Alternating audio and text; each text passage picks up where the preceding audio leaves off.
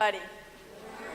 Welcome to St. John's United Church of Christ. I'm Pastor Becky Saucer, and I'd like to introduce our guest organist, Les Bartholomew. Thank you, Les. Welcome, welcome. If you're joining us in person, we have large copies of the bulletin available in the back, as well as some hearing apparatus. If you need some amplification, we got you covered. If you're joining us virtually, welcome to this virtual space. You can find a copy of our bulletin at our website, www.stjohnsuccallentown.org. I'd like to welcome all our guests this morning, especially Amigos de Guatemala, who will be giving us a mission moment. And now, without further ado, I'll invite all who are able to rise and join with me in our call to worship this morning, which comes from Psalm 95. Oh, come, let us sing to the Lord. Let us make a joyful noise to the rock of our salvation. Let us come into God's presence with thanksgiving. Let us make a joyful noise to God with songs of praise.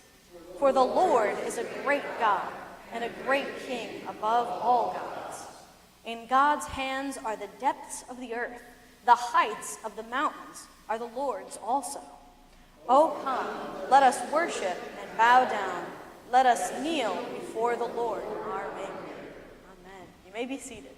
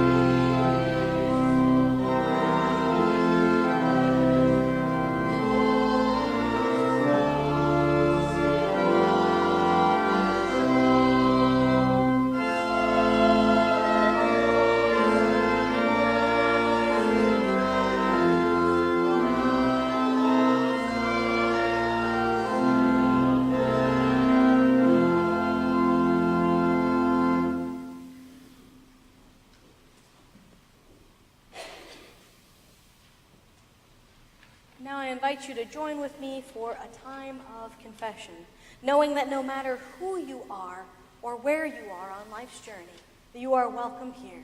So let us come before the Lord of grace and mercy to receive salvation and renewal. God of living waters, we confess that we have often turned from you and wandered in our own wildernesses of fear and doubt.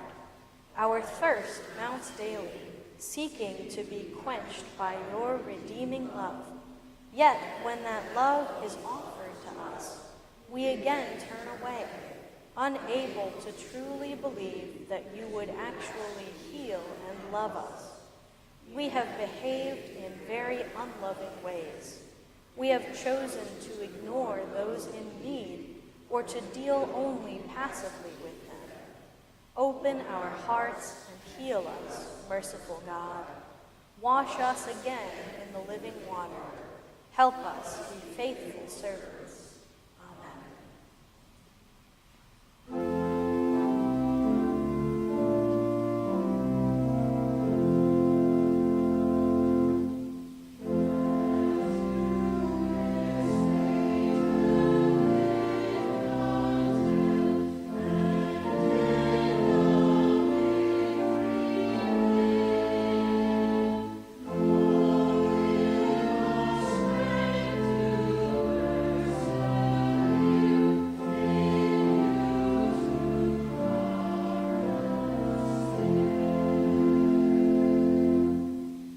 Receive this assurance today that the waters of mercy and healing are poured over you, that God is loving and faithful to those who come to God. Come, seek the loving presence and be healed. The steadfast love of the Lord never ceases. God's mercies never come to an end. They are new every morning. Great is your faithfulness.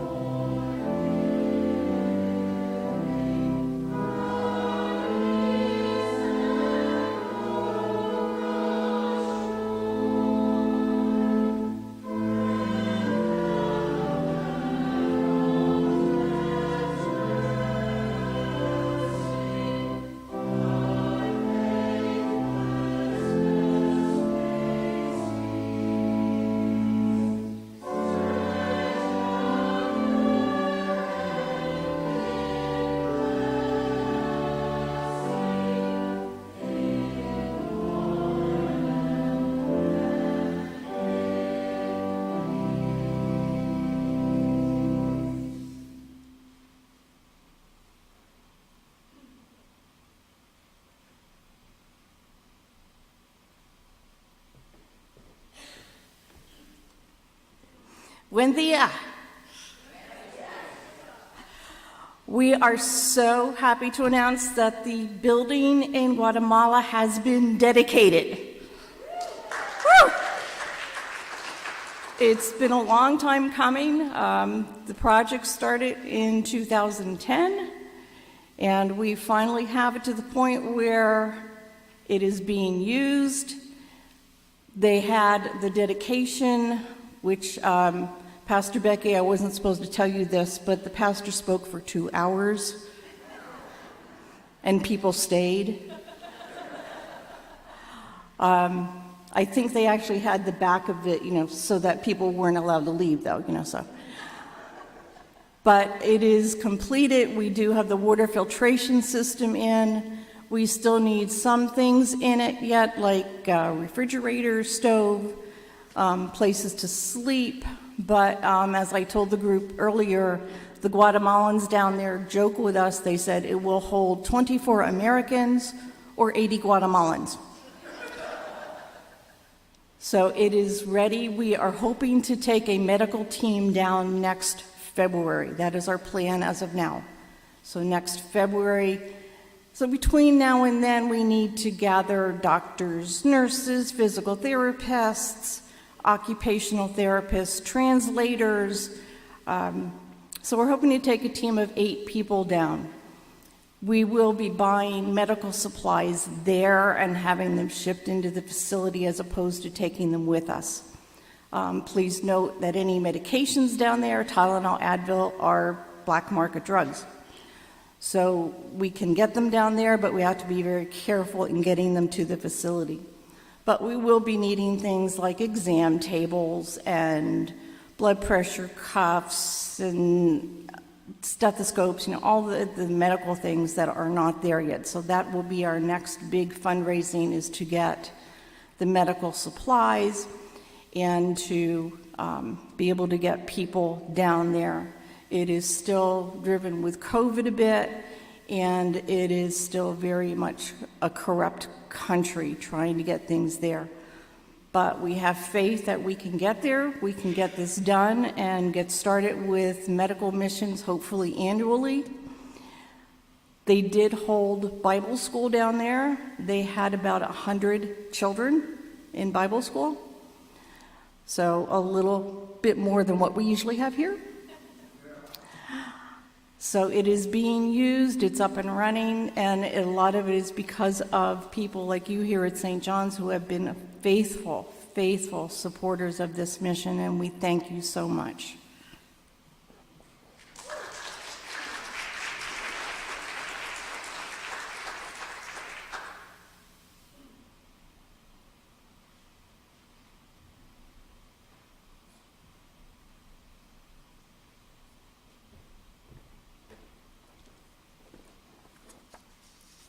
Good morning.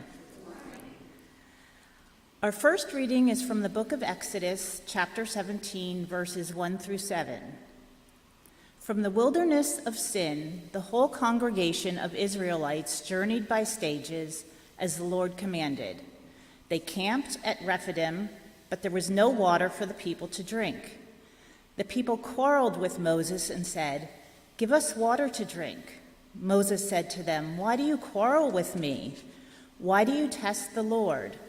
But the people thirsted there for water, and the people complained against Moses and said, "Why did you bring us out of Egypt? To kill us and our children and livestock with thirst?" So Moses cried out to the Lord, "What shall I do for these people? They are almost ready to stone me." The Lord said to Moses, "Go on ahead of the people and take some of the elders of Israel with you.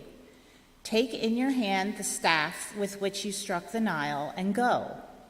I will be standing there in front of you on the rock at Horeb. Strike the rock, and water will come out of it, so that the people may drink." Moses did so in the sight of the elders of Israel. He called the place Massah and Meribah, because the Israelites quarreled and tested the Lord, saying, "Is the Lord among us or not?" Our second reading comes from the Gospel of John, chapter 4, verses 5 through 42. It's a long one. So he came to a Samaritan city called Sychar, near the plot of ground that Jacob had given to his son Joseph. Jacob's well was there, and Jesus, tired out by his journey, was sitting by the well. It was about noon. A Samaritan woman came to draw water, and Jesus said to her, "Give me a drink," as his disciples had gone to the city to buy food. The Samaritan woman said to him, "How is that you, a Jew, ask a drink of me, a woman of Samaria?" As Jews do not share things in common with Samaritans. Jesus answered her, "If you knew the gift of God and who it is that is saying to you, 'Give me a drink,' you would have asked him, and he would have given you living water." The woman said to him, "Sir, you have no bucket, and the well is deep. Where do you get that living water? Are you greater than our ancestor Jacob, who gave us the well, and with his sons and his flocks drank from it?" Jesus said to her, "Everyone who drinks of this water will be thirsty again. But those who drink of the water that I will give them will never be thirsty. The water that I give will become in them a spring of water gushing up to eternal life." The woman said to him, "Sir, give me this water, so that I may never be thirsty or have to keep coming here to draw water." Jesus said to her, "Go, call your husband and come back." The woman answered him, "I have no husband." Jesus said to her, "You are right in saying, 'I have no husband,' for you have had 5 husbands, and the one you have now is not your husband.